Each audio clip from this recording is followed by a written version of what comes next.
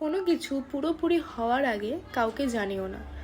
আমরা অনেক ক্ষেত্রে এমন ফেস করি যে কিছু একটা হতে যাবে আর আমরা সবাইকে জানিয়ে দিয়েছি, কোথাও গিয়ে কাজটা লাস্ট অবধি হয়নি। এরকমটা আমাদের সকলের সাথেই ঘটে। সেজন্য লাইফে কোনো কিছু ভালো হওয়ার আগে একটু চুপ থাকো, একটু শান্ত থাকো, সেটা সবাইকে জানিও না। যখন হবে সে অটোমেটিক জানতে পেরে যাবে।